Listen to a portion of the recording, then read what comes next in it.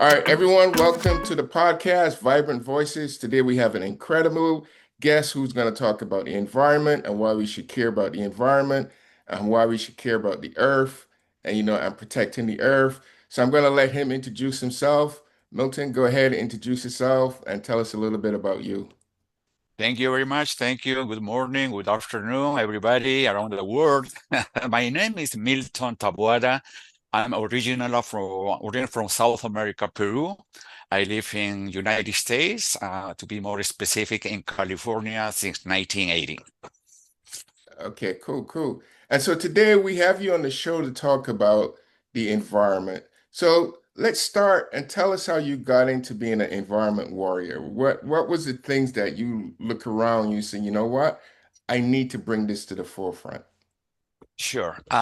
I'm gonna go back few years. It was in 2007. I remember when it was on Sunday when I was reading my paper, my newspaper, and then I was reading an article about how bad we are treating the planet Earth.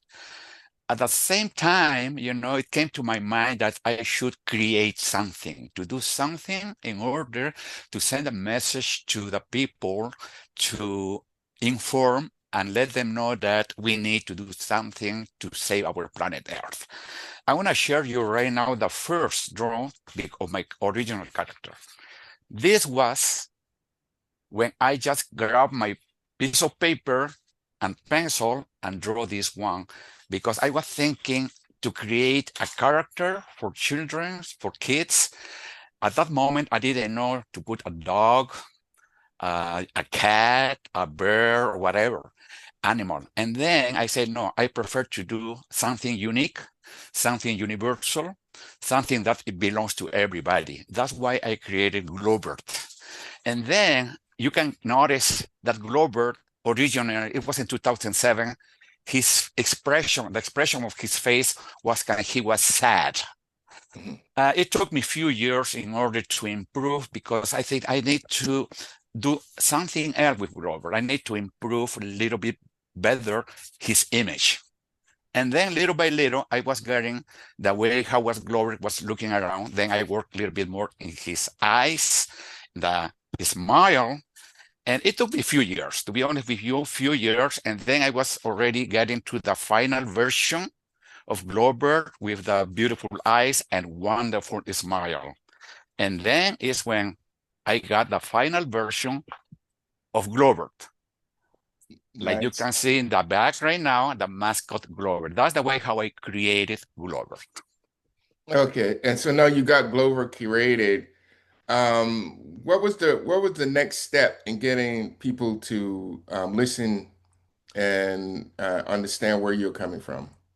Okay, it's very important to me to raise awareness about environment. And then when I had this idea, I needed to expose to people because that's important how to reach people to let them know the importance to protect planet Earth. And just with my drawing, it was kind of, I need to do something else. That's why I invested in create my mascot. This is in my back, is my mascot, where I participate in a lot of events in California since 2015. Why the mascot? Because when I was doing my research, I learned that the mascot is an attraction. It's like a magnet for people, especially for kids. And this is the best tool to send information and messages to kids in order to let them know how important it is to protect the planet. That's why every time when I go to the events, I went to schools, city halls, different beaches in California, and I always take my mascot and information, because I give it free information how important it is to protect the planet Earth, especially the message of Glover is recycle. Very important, recycle. Okay, so once you get out there and you start talking about recycle and saving Earth.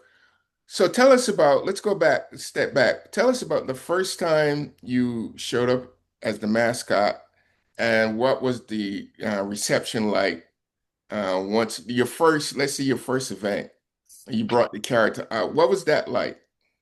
It was, Charles, I want to tell you right now, I'm just remembering that moment. It was in Santa Monica Pier in California. I was looking at a place where to expose my mascot, and I was so thankful to the City Hall of Santa Monica. They gave me the permission to show my mascot. It was March 2015. When Glover was walking on the pier, you cannot imagine how important, how people were so happy. A lot of tourists were seeing Glover. They were talking to me, asking me questions. Few people, they are saying, hey, this is interesting. This is, who's Glover? And they were asking questions, what's the name of Glover? Is it a boy or the girl? I explained to them that Glover is the son of the Mother Earth. And globe is the name when I combine two names, English word globe and earth. I just eliminate one E, that's why the globe. That first time in Santa Monica, it was so beautiful, unforgettable. And after that is when that presentation opened to me a lot of doors in different cities in California. Oh, nice. That's really incredible. I love to hear stories like that where things sort of take off and people sort of appreciate what you're all about and what you're doing. So now that you did your first event, what was the reception like for, other events? Did people started getting in contact with you? So what came next after that first initial, being on Santa Monica Pier, and that's done, and people coming up to you? How do you start to make the character become a little bit more notable and a little bit more bigger? When I started to go to schools, to city halls, and I saw the reception of people, and they were encouraging me a lot, especially teachers, parents. They told me that, hey, you know what? That what you created is a really good thing in order to send a message, especially to the new generation.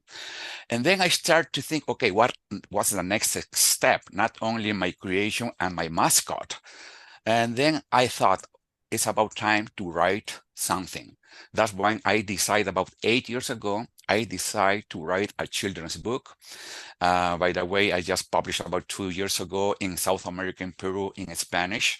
And my children's book, it to me was a huge accomplishment. I'm so happy about it, proud of myself that I did that one. And then people who start to read the story of Glover in my children's book, and they were so happy. And they told me, hey, you know what? That's the best way that you're reaching people in order to let them know how to protect the Mother Earth. Okay, cool. So you did the book, you wrote the book. Is there anything in particular about let's say climate change? We have, weather and different things that's going on, hotter, the climate is a little hotter. We're getting tornadoes, we have there's warning that this hurricane season that's coming up in like in Florida and stuff is going to be very, very harsh. Is there any part of the environment that you want us to focus on? Is it just recycle, or do you talk to corporations about, having a less footprint on planet Earth in terms of pollution? I mean, how do you see, your character focusing its like its message? Yes, the message from Glover, the main message is I want to show in my book is this: reduce and recycle. This is very important message. I want to tell you the reason why. When I was doing my research back then about the environment, about recycling, because we are using so many products in the world that it's very, very hard to uh, recycle because communities and we ignore a lot of things like that. I'll give you one example.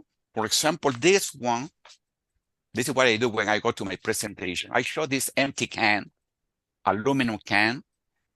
In order to degrade this one, to break it down, takes 80 to 100 years Mm. if we don't recycle. The other example is the plastic. Takes between 450 years to 1,000 years to degrade. Same thing with the use of plastic bags. That's when I was reading all those articles about that we don't know how to recycle. That's why I focus on my children's book, how important is to share the information about the international law to recycle properly. That's why in my book, I speak especially, how to recycle plastics, how to recycle carton, how to recycle aluminum. Because in our ocean, Charles, this is facts. More than 11 million metric tons of plastic enters oceans each year. And then we only recycle 9% of that plastic. A lot of plastics in the ocean, they're damaging a lot of areas over there. Besides that, animals, mammals, they are eating this plastic and they are dying. It's an estimated that 5.25 trillion pieces of plastic debris in the ocean right now. This is facts, statistics. I love to read a lot about that information. For example, a few years ago, I read an article. It was in the New York Times. It's very alarming how a lot of plastics are going to the oceans, lakes, and rivers. And that was the main reason that I focus the message that I want to send with my character Robert and myself is the proper way how to recycle, be more responsible, be more conscious how to save our planet. This is the main message of my book. Okay, so the main message is recycle and to get plastics, be aware that these things take a long time in an environment to sort of disappear. So if we are on our toes and paying attention and really doing recycle, we can go a long way in solving this problem. All right, so let me ask you a question. How is the message received? Do you find that um, when you go to the schools? 'Cause I'm thinking now with the book, you're looking at the younger generation to really be aware of this problem. And because maybe I don't know, maybe the older generation sort of disappointed us or failed us in terms of not taking care of Mother Earth. So now the focus is to try to get the young to be more responsible. Would you say that's a good characterization of what you're doing? Yeah, you want to tell you, I want to be honest with you. For example, they have a lot of limitation at schools. And not long ago, about 2 weeks ago, I had a presentation in one school in San Dimas. And unfortunately, I didn't see at the same school doing my presentation celebrating Earth Day. It weren't, recycling bins. That's why I was talking to the teacher, says, you know what, we're celebrating Earth Day, but it's a school. And that teacher told me, they said, unfortunately, you know what, we depend on the district's money. Every time I went to my events, they're so happy. They said, hey, that's good job. That's a nice message, but we are not taking action. What can I say? I'm doing my part. I'm trying to send the message, the information, but if the rest of the people, like communities, city halls, private companies, they don't take action, we're going to be in the same level. That's the problem. I went to few city halls. I offer my character for free. I told them, hey, you know what? I'm doing this one because I'm giving back to the community because it's important to protect the planet. I visited few parks, took pictures for the recycle that they don't have recycled bins. I went to those city halls. I offered them, says, hey, you know what? This is the idea I have. Why don't we put 3 different recycling bins for glass, for aluminum, paper? That's the way how people would get the message. To be honest with you, Charles, I'm very disappointed in that area because no support, a lot of bureaucracy. That's the true word. But it doesn't stop me to do my things. And I keep doing my things. I know that some people, they are interested about it, but I need to, and we need to work a little bit more harder because we need to raise awareness that how important is to recycle. Recycle is very important. Besides deforestation, we have other issues too, but at this time, at this point, recycle is very important. Some people, it's only, oh, beautiful, good job, nice. This is not all. We need to take action. That's why I was going to my next step, uh, being already seeing the reaction of those people. I already decided to work in few samples. For example, one of these little things, creation, like these are my prototypes, products. I'm talking about merchandising, but not for myself. Hmm. I'm in the process to have merchandising to sell it only with the purpose to return back to the environment thing. Let's say to produce more containers for cities, for the school. That's one of my goals. Not to make money for me. If some people, some companies, they say, hey, you know what? We want to use your character and use a different merchandise. You can name it, for example, t-shirts.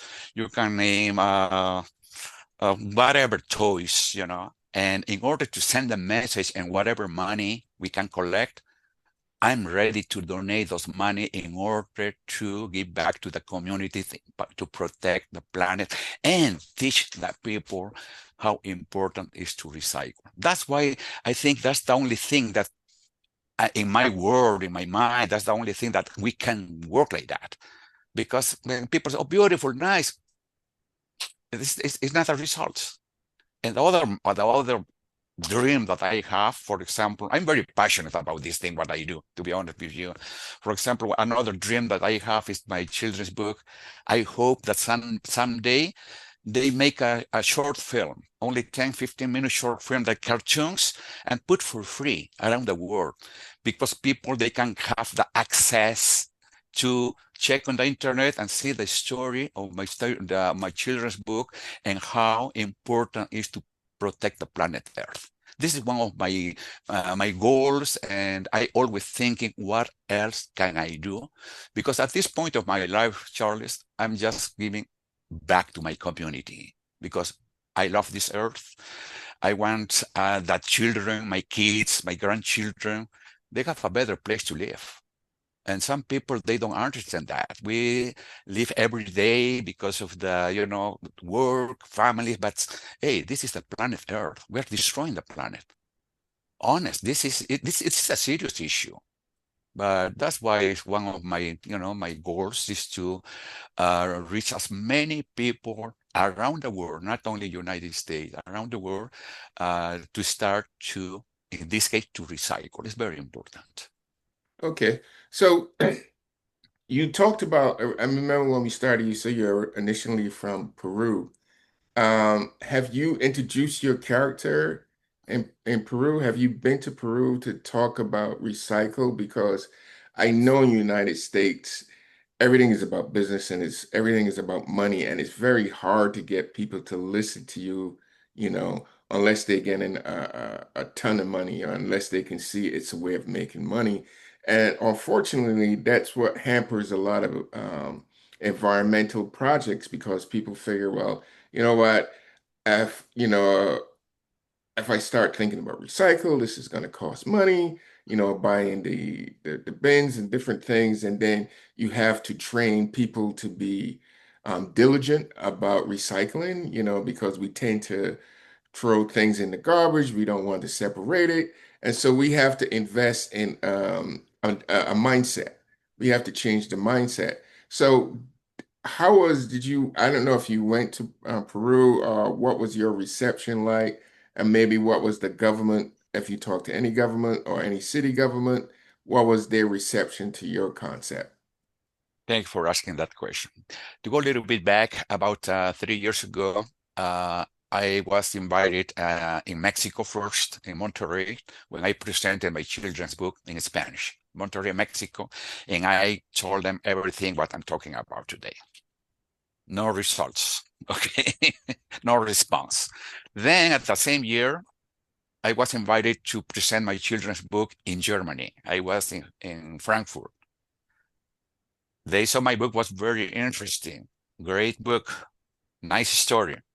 Until today, nothing. I went to Argentina.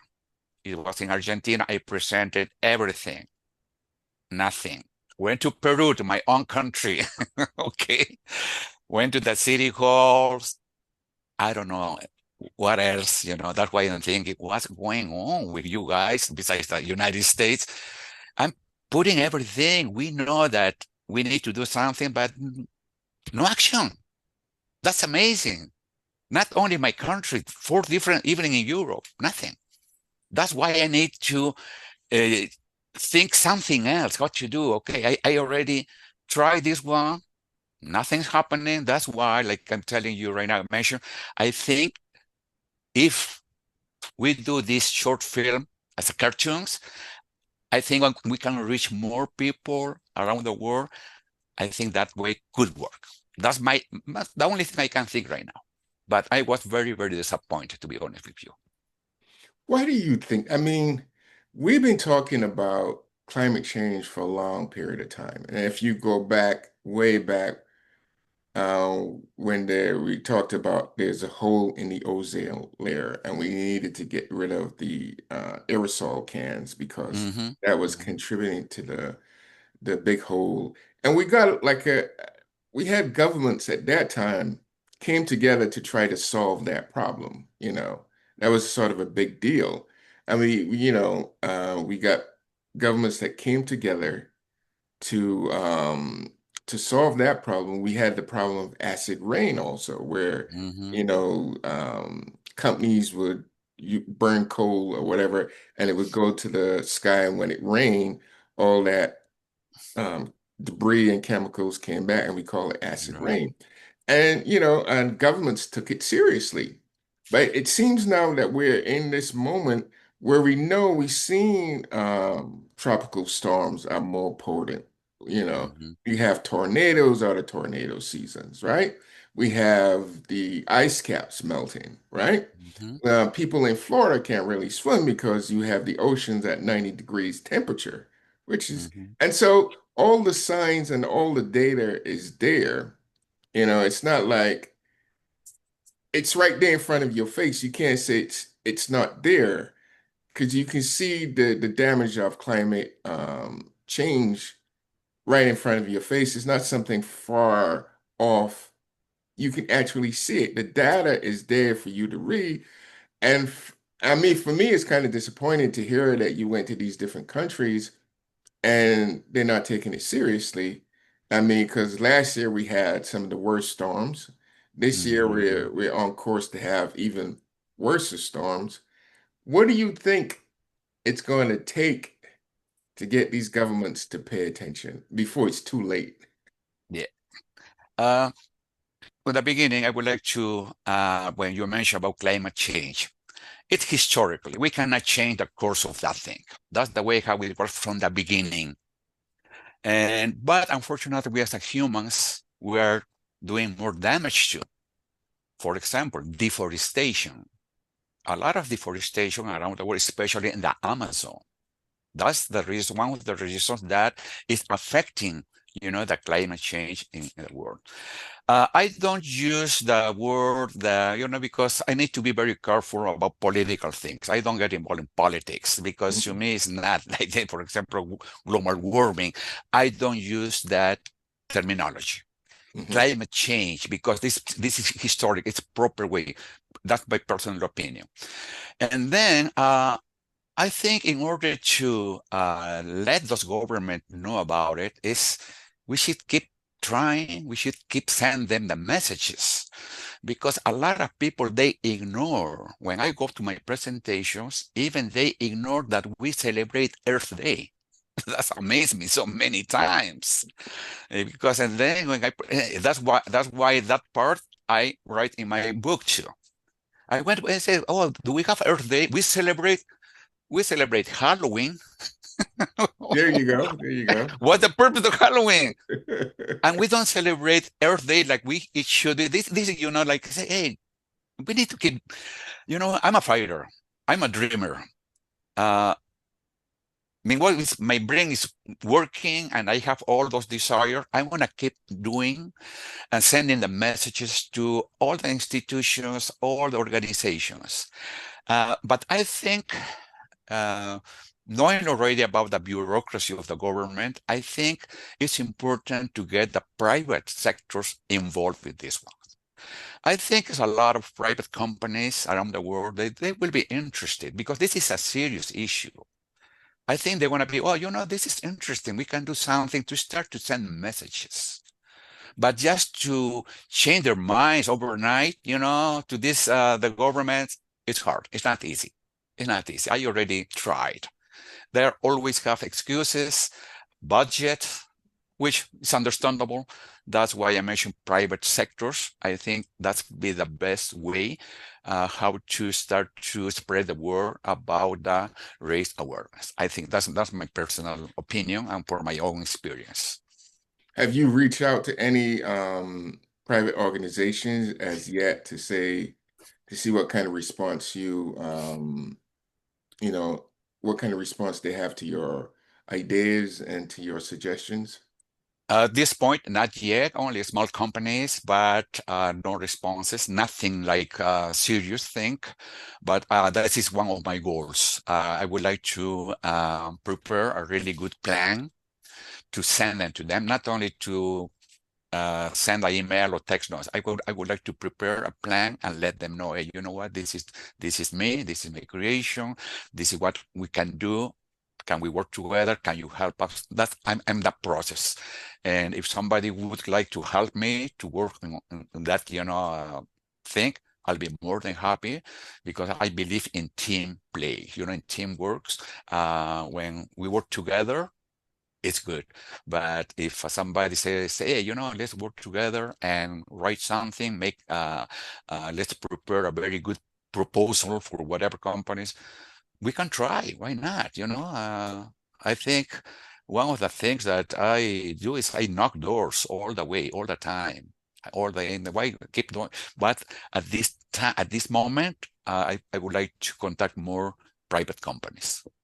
Okay. Do you have a foundation that you have created that so if people wanted to get in contact with you, they can work with your foundation? Do you have a foundation that you created, or how if people wanted to work with you, how would they go about doing that? To be honest with you, I just think only by myself, everything. I have no foundation, nothing. It always started as a passion. Mhm. I started as you know what, I want to do something to do for Mother Earth. That was very simple until today. Everything I invested, it was from my own pocket and with the great support of my wife and my kids. Uh, I would like to do better things, maybe because I don't have enough experience too, because I can be a dreamer, I can be a passionate about my things, but I need some direction for professional people, for people who with expertise to say, hey, you know what, this is good idea, but sometimes maybe I'm not going to the right direction. But I'll be more than happy if people contact me and says, hey, you know what, why let's work together. I'll be very open to do that. I said, okay, let's do it together because the purpose is to save the planet Earth.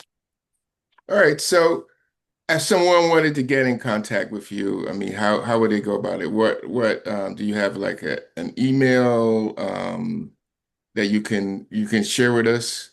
Or Sure. yeah.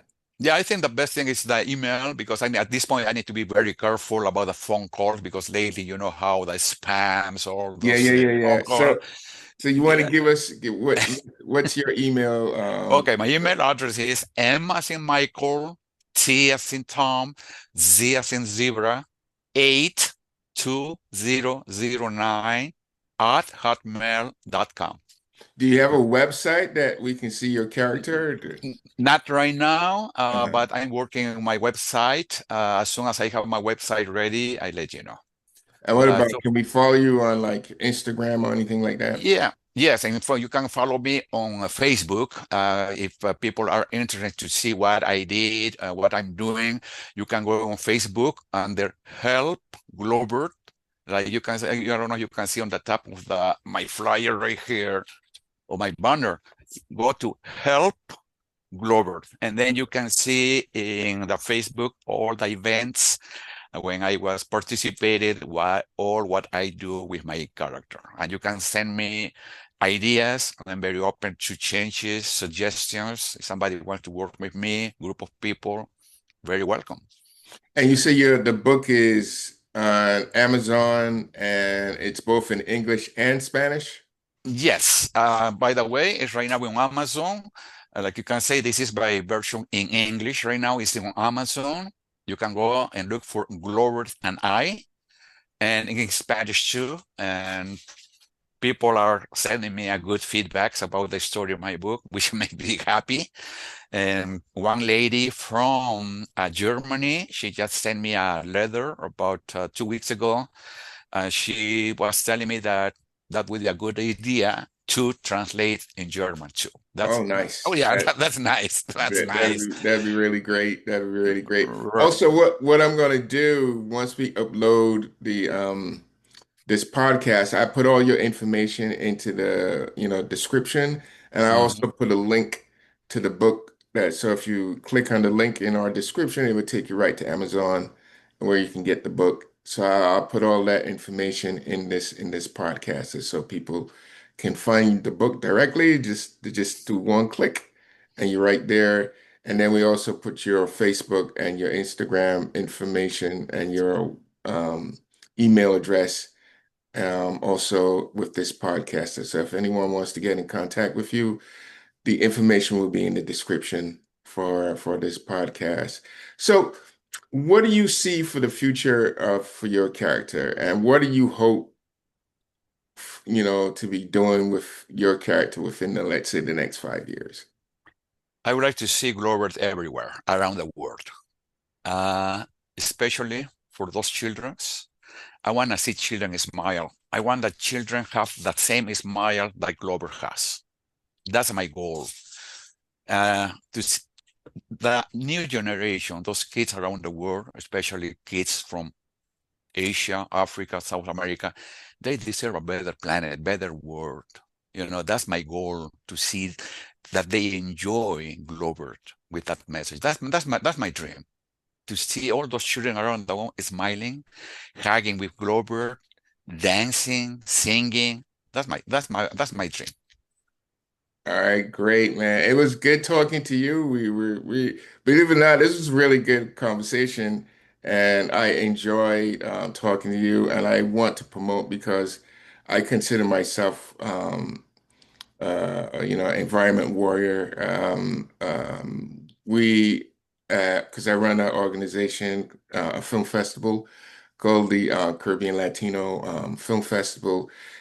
And this year we give the Spirit Award to the Prime Minister of Barbados because of her fight, on Mhm. climate change. She likes to use the word climate change and stuff like that. And so I'm very aware, and that's one of the things also that I am sort of passionate about myself. That's why I have you on the podcast, and I continue to push this, and I continue to any way I can help, get this message out and get your book to more people. I would do my part on that, and so you have my pledge right here to do my part in trying to get your book out there and trying to get people to recycle and pay attention to these things, because I think they're very important. Because if we don't have an earth, we don't have anything. It's true. You True. know. So, Yes. all right, Milton, it was great talking to you, and I look forward, hopefully, as you grow and anything excited, change with your book or any new adventures or things that you're on, maybe you can share it with us and come back again on the podcast and maybe talk about it. So, thank you for coming on the podcast, and I truly appreciate it. And I'm looking forward for great things happening with you and your character. Thank you very much, Charles. I really appreciate it for this great opportunity. God bless you. And I think we can do a lot of things together. Thank you. Our Vision Caribbean and Latino Film Festival 2026 edition is now open for submission. Go to Film Freeway to submit your films or check out our website at www.r-vision